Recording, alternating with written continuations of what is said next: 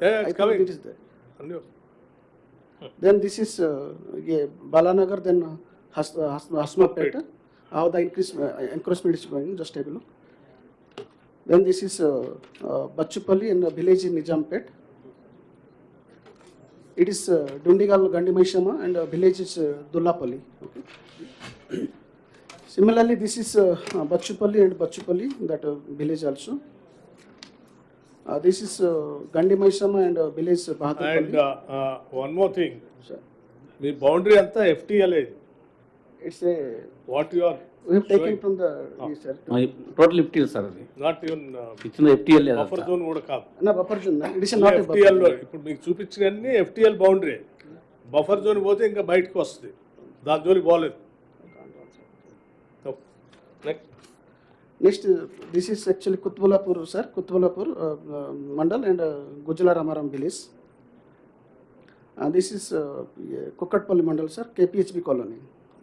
Next. Then this is Kesra village, Kesra Mandal and village is Nagaram. Okay. Next. Okay. And this is Kesra Mandal and village is Nagaram. Another example, Kesra village and it is Nagaram. This is village Mandal and sorry, Mandal Kapra and village is Charlapalli. This is Kutbulapur Mandal and Pet Bashirbagh village. This all red colors are indicating these are the encroachment actually, how it is going on. Similarly, this is Bachupalli and Bachupalli village. This is Abdullapur Met Mandal. Finally, Kadam fast. village, yeah. లాస్ట్కి వచ్చే వరకు అన్ని చెరువులు ఇవే you give the total information to the file. So అవసరమైతే మీ soft copy ఇచ్చేసేయండి. Okay. Soft copy ఇచ్చేస్తారు. ఇచ్చేస్తారు లాస్ట్లో ఒకసారి అంటే క్లోజ్ చేస్తూ 463. యాప్రాల్లో విలేజ్లో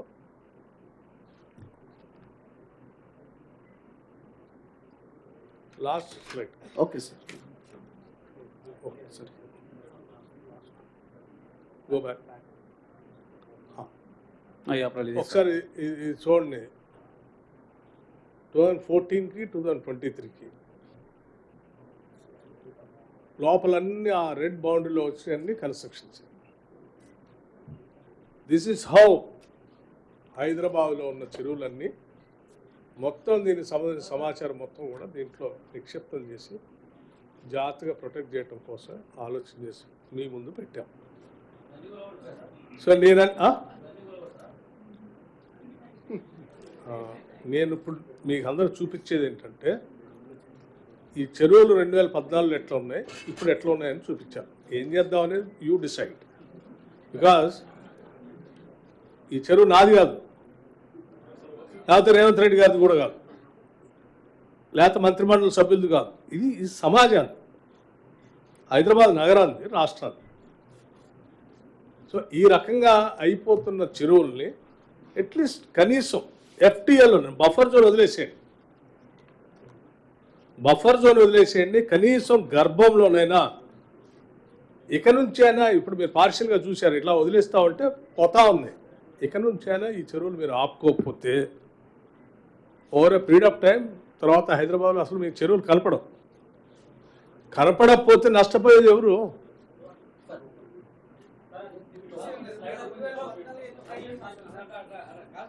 ఒక్క నిమిషం కమింగ్. నేను పూర్తిగా నాదంతా అయిపోయిన తర్వాత డెఫినెట్గా I take your questions. Okay please.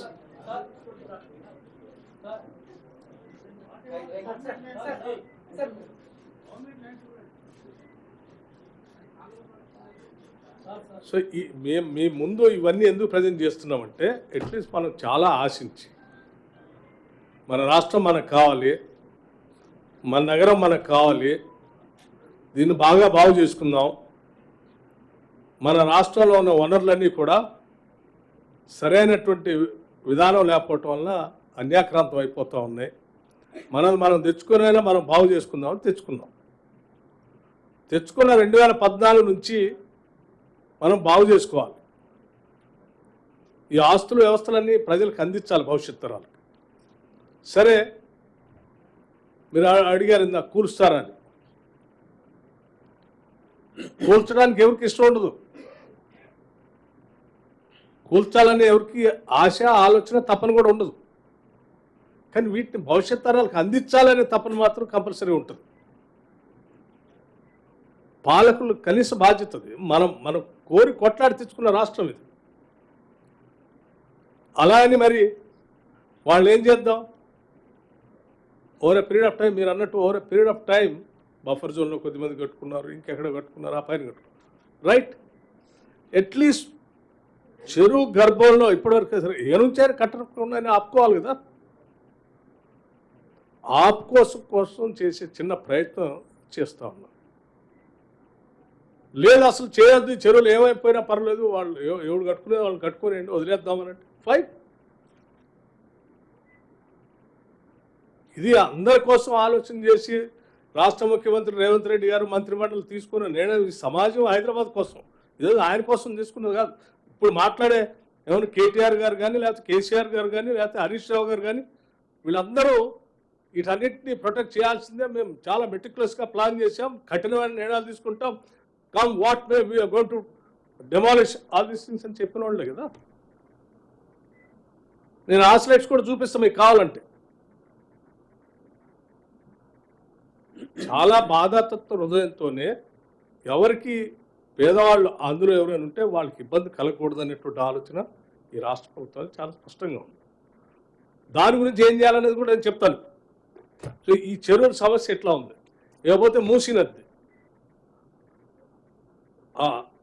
నేను మొన్నే రాష్ట్రం తరఫున అటు అమెరికా, జపాన్ అవి కూడా చూసి వచ్చాను. ప్రపంచంలో నగరాలు ఎట్లా అభివృద్ధి చెందుతున్నాయి, నగరాల మధ్యలో ఉన్నటువంటి నదుల్ని, ఆ నాగరికత సంబంధించిన నగరాలు వాటిని ఎట్లా ప్రొటెక్ట్ చేసుకుంటూ ముందుకు పోతూ ఉన్నాయి. అసలు సమాజం నాగరికత అంతా నదీ పరివాహ ప్రాంతంలోనే ఎందుకు వచ్చింది. నదులు అంటే కేవలం నీళ్లు పారటం ఒకటే కాదు, ప్రజల జీవితాలను మోసుకుంటూ వెళ్తూ ఉంటుంది. అదే జీవనాధారం ప్రజలకి. అటువంటి నదుల్లో over period of time urbanization పెరిగి ఆ మంచినీళ్ళు లేకుండా, నదే లేకుండా ఆ చివరికి ఆ డ్రైనేజ్ లాగా మార్చేస్తున్నాం మనం. మార్చేసి చివరికి ఆ పరిసర ప్రాంతాల్లో ఉన్నటువంటి వాళ్ళకి కానీ, ఆ నగరానికి కానీ అసలు బతికే పరిస్థితి లేకుండా చేసేటువంటి మురికి కూపంలాగా మారిపోతున్నటువంటి పరిస్థితుల్లో ప్రపంచంలో, నేను హైదరాబాద్ గురించి మాట్లాడలేదు, ఇప్పుడు ప్రపంచంలో భవిష్యత్ తరాల గురించి